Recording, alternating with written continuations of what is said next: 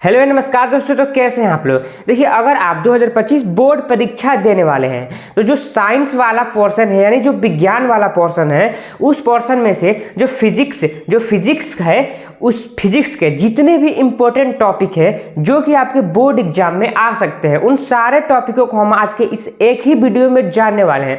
आपको करना क्या होगा कि इन सारे टॉपिक को जानकर कहीं से भी आपको इनको समझना पड़ेगा। अगर आप इतना कर लेते हैं तो आपको बोर्ड एग्जाम में पास होने से कोई नहीं रोक सकता, राइट।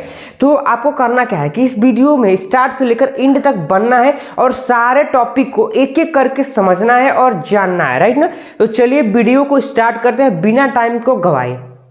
देखिए, सबसे पहले आपका प्रकाश का प्रवर्तन तथा अपवर्तन। देखिए, प्रवर्तन अलग होता है एंड अपवर्तन अलग होता है, तो इन दोनों को आपको समझना है, राइट। प्रकाश का प्रवर्तन क्या होता है, अपवर्तन क्या होता है, राइट। फर्स्ट हमारा क्लियर हो गया। सेकेंड क्या है, देखिए उत्तल दर्पण। देखिए, जो उत्तल है एंड जो अवतल है, राइट। तो ये भी आपको जानना है कि उत्तल दर्पण क्या होता है एंड अवतल दर्पण क्या होता है, राइट। एंड प्रतिबिंब क्या होता है, यानी कि जो हमारा पहला है वह उत्तल दर्पण क्या होता है, दूसरा अवतल दर्पण क्या होता है एंड जो तीसरा है वह प्रतिबिंब क्या होता है, राइट। एंड जो चौथा है वो हमारा साफ साफ है कि उत्तल अवतल दर्पण से प्रतिबिंब का निर्माण कैसे होता है, राइट। और इससे आधारित न्यूमेरिकल्स को आपको कर लेना है, राइट। देखिए, तो हमारा दूसरा भी हो गया क्लियर। अब बढ़ते हैं तीसरे की तरफ। देखिए, तीसरा में क्या है, लेंसों से प्रतिबिंब का बनना। यानी कि आपको ये जानना है कि लेंस से आखिर में प्रतिबिंब बनता कैसे है, राइट। तो ये हमारा तीसरा। चौथा क्या है कि लेंस की क्षमता। लेंस को की जो क्षमता है उसको भी आपको देख लेना है। देखिए, आपको बुक कौन सा चूज करना है, वो है आपका अरिहंत। मतलब अगर आप अरिहंत को चूज करते हैं इन सारे को पढ़ने के लिए तो आपको अच्छी प्रकार से समझ में आएगा। उसमें जो चीज़ें होती हैं वो अधिक डिटेल्स में होती है, राइट ना। क्या है, निकट दृष्टि दोष एंड दूर दृष्टि दोष। देखिए, ये अलग अलग है। एक है निकट दृष्टि दोष एंड ये है एक दूर दृष्टि दोष। तो इसको अगर आप समझ रहे हैं, जान रहे हैं, तो इसके निवारण को भी आप याद करते चलिएगा क्योंकि निवारण को भी पूछता है इसमें, राइट। अब देखिए, छठवां क्या है हमारा, विभव और विभवांतर। आपको याद कर लेना है कि विभव क्या होता है एंड जो है वो विभवांतर क्या होता है। इनके परिभाषा को आपको याद कर लेना है, राइट। अब बढ़ते हैं अपने सातवें की तरफ। देखिए, विद्युत प्रतिरोध। देखिए, आपको सातवां क्या है कि विद्युत प्रतिरोध को आपको परिभाषा याद कर लेना है, उसका सूत्र याद कर लेना है।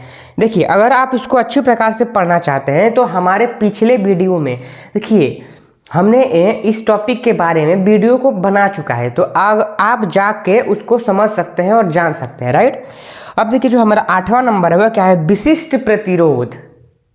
देखिए, ये जो है आपका विशिष्ट प्रतिरोध ये बहुत ही महत्वपूर्ण है क्योंकि इसका जो सूत्र है उसी सूत्र से बहुत सारे न्यूमेरिकल्स का निर्माण होता है, राइट। तो आप इसको याद कर लीजिएगा कि आखिर में विशिष्ट प्रतिरोध होता क्या है एंड उसका सूत्र क्या है, राइट। अब देखिए, जो हमारा 9वां है वह क्या है, ओम का नियम।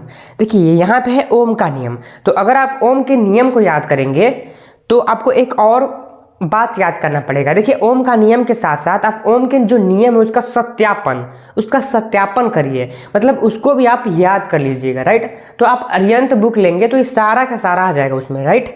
अब देखिए, हमारा 10वां क्या है, ओम के नियम का सत्यापन। देखिए, यहाँ पे आ भी गया, यहाँ पे था ओम का नियम, ओम के नियम का सत्यापन। ये जो दो टॉपिक है उसमें से एक टॉपिक हर बार पूछा जाता है और पूछा जाएगा, राइट। अब देखिए, 11वां क्या है, श्रेणी क्रम संयोजन। ये हमारा विद्युत जो है उनका संयोजन। तो श्रेणी क्रम संयोजन, समांतर क्रम संयोजन एंड जो तीनों संयोजन है उनको आपको याद करना है कि उनका परिभाषा क्या होता है एंड जो तीनों संयोजन है उस पर आधारित कुछ न्यूमेरिकल्स को भी आपको करना है। अब देखिए कि हमारा 12वां क्या है, विद्युत बल्ब। देखिए, जो विद्युत बल्ब है उसकी संरचना को आपको याद करना है एंड जो ये है वो है आपका विद्युत इस्त्री। देखिए, विद्युत बल्ब की संरचना, विद्युत इस्त्री की संरचना, हीटर की भी संरचना आप याद कर सकते हैं, फ्यूज के भी संरचना को आप याद कर सकते हैं अगर अच्छा मार्क्स लाना चाहते हैं तब, राइट। नहीं तो फिलहाल इतने में से कोई ना कोई आ ही जाएगा, इन दोनों में से कोई आ ही जाएगा। अब देखिए, हमारा 14वां क्या है कि फ्लेमिंग के दाएं एंड बाएं हाथ का नियम। देखिए, फ्लेमिंग के दाएं और बाएं हाथ का नियम यानी दोनों नियम को आपको याद करना है, राइट। चित्र को भी आप याद करते चलिएगा। अब देखिए हमारा 15वां क्या है, मैक्सवेल के पेंच का नियम, दक्षिणावर्ती पेंच का एंड दाएं हाथ के अंगूठे का नियम, इन दोनों को आपको याद करना है। अब देखिए कुछ अपने मन से भी हम बता दे रहे हैं क्योंकि जो ये व्हाइट बोर्ड है वो भर गया है। देखिए सबसे पहले आपको याद कर लेना है ओजोन का क्षय कैसे होता है, राइट, ये आपको याद कर लेना है ओजोन का क्षय कैसे होता है। अब देखिए चुंबकीय बल रेखाओं को भी आपको याद करना है। चुंबक क्या होता है, जो चुंबक वाला चैप्टर है उसको आपको थोड़ा सा बढ़िया से पढ़ लेना है, राइट। एंड जो अवतल दर्पण उत्तल दर्पण वाले जो चैप्टर है उसको भी आपको अच्छी प्रकार से पढ़ लेना है। अब देखिए जो हमने दूर दृष्टि दोष और निकट दृष्टि दोष को पढ़ा उसमें क्या है आपका असमंजन क्षमता क्या होता है, असमंजन क्षमता क्या होता है, वर्णनधता क्या होता है, राइट।